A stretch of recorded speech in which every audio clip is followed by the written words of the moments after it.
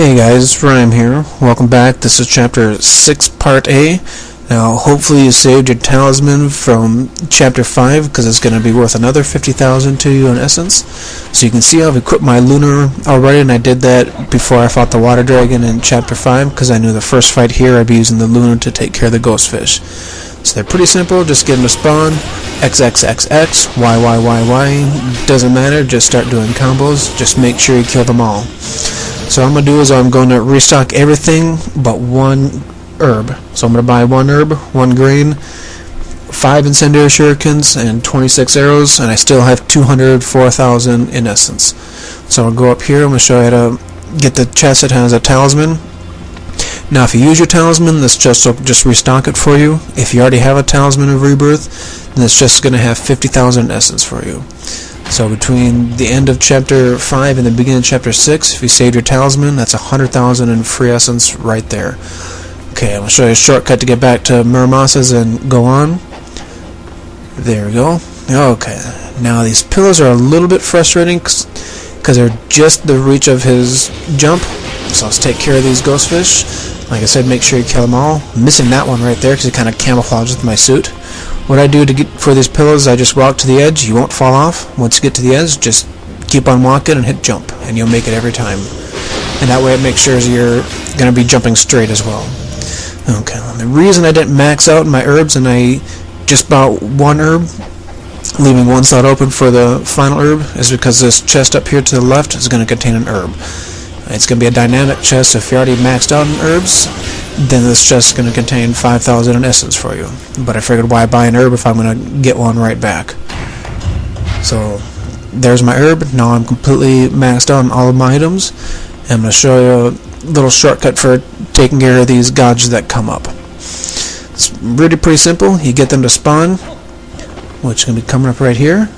Then you jump along the side and keep the camera away from them and just start doing bow UTs, and you automatically aim it. I hit them every time. Watch your kill score from one dies. Listen for them to evaporate, then draw the essence towards you just like that. And so you just do this for the next 2 Ganjas, and this will be pretty much how I'm going to fight a lot of the Ganjas if I can. Makes it nice and simple. You know, I can fight them regularly, but one of the things I don't want to do is jump off these edges. And when I fight the guys, I do a lot of jumping because they do a lot of jumping and tail whipping. So by jumping around, it makes them a lot harder for them to hit me. And on these ledges here, if you fall off, you got to run all the way back up the frickin' pillars to go back to this fight. Now, so that chest I'm going to show you right here, that has red orbs and only red orbs. So I'm going to save it for a little bit later. There's going to be a fight with a whole bunch of Gajas all at once. We're going to use some Nimpo on that, just because we can, and then go back to the chest and refill our key meter. Yeah, I just let him bite me. There's only one there. And of course, they all run away and don't hit me. Okay. XXX combo again, and of course they got me just at the right time during my short recovery phase. But that's okay, I only got bit a little bit. What's weird is they didn't give me nearly as much blue essence as they normally do. But I'll take yellow essence over blue essence because I can always refill my health later.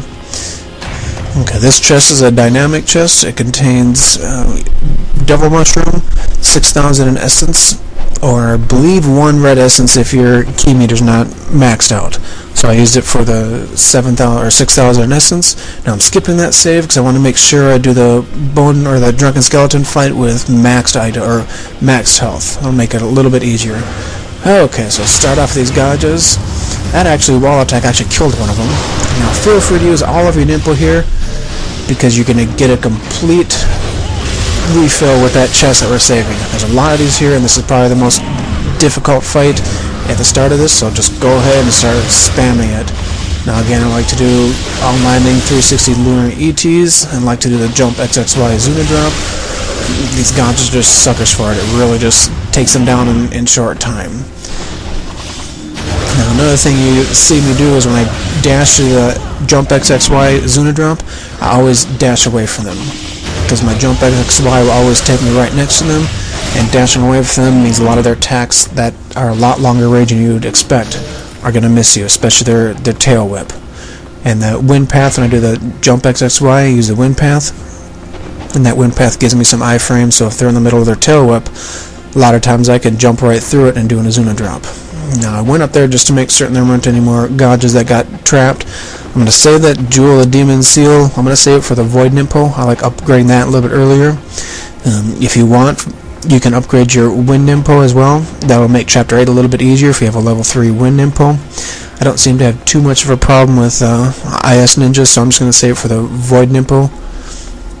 Okay, I just got to get a line straight up so I don't fall back down. Now I could have used actually one more Inferno if I really needed to. So we're going to go back here, we're going to refill your Nimpo meter, go back to the save, completely refresh your health, and then going to save and get ready for the Drunken Skeleton fight coming up.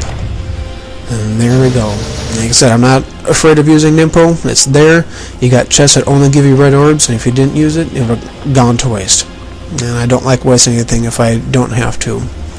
But you gotta be careful with those Gajas, because they can really take down your health in a real big hurry. Okay, I'm going to switch over the Scythe coming up. The reason for that is it makes the fight right before the Drunken Skeleton a lot easier, but the same strategy will apply with Lunar as well, so go ahead and use the Lunar. Basic strategy is jump, toss shurikens to stun the closest ones to you, start charging a regular UT, and I prefer the regular UT with the Lunar for these guys. You take out a bunch of scorpions, absorb the essence, jump away, and start charging again. And if you're paying attention right now, you've noticed that the volume is now muted, and you've also noticed there's been some frame drops from this. And guess what? I had recording problems for this, and it really pissed the living hell out of me. The problem with this is, with the Ninja Cinema, is when you do bosses, if you continue, you can't record it. So what I had to do was I had to select no, restart the game, and then go do this fight over and over and over again, and I said, fuck this, I'm not going to do this, so I hooked up my trusty capture device, and this is what happened. So I'm going to try to keep my profanity down to a minimum, but I'm not sure how successful I'm going to be. Now, it's Drunken Skeleton. The basic strategy is jump Y, X, Y with the Kusarigama, and then what I'm doing is I'm using Inferno Nimpo to get the iframes. You can see the Inferno Nimpo does a crap job at damaging the Drunken Skeleton, but what it does is it clears all those frickin' scorpions around me. I can't tell you how many times I died from just the scorpions. They like to hit me on landing. Okay, now you get the boss down, you do jump YXY. Another very, very, very powerful move against him is 360 YY with the Kusarigama.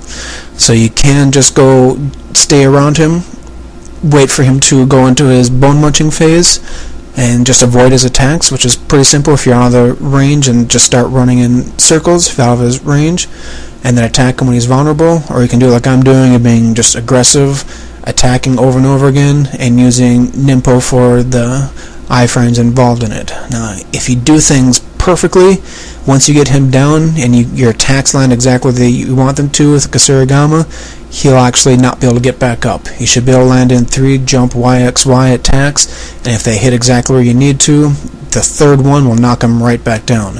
Unfortunately, every time I tried to do that strategy, the frickin' scorpions got me every single effing time. I can't tell you how pissed off I was. So I said, screw this. I've got almost 300,000 essence. I'm going to start using items.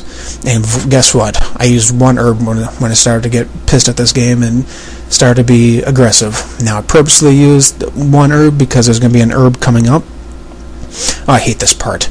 Good God, they made it so freaking dark you can't see where the edge of the bridge is all the time. Anyways, there's going to be one herb coming up that is not in a dynamic chest, so it's going to go to waste if you don't use it. Now, the 3 Nimpo, not a big deal. I actually used 4 Nimpo, so I used a mushroom, but like I said, I've got 300,000 in essence to burn. But the 3 Nimpo right here, use it all for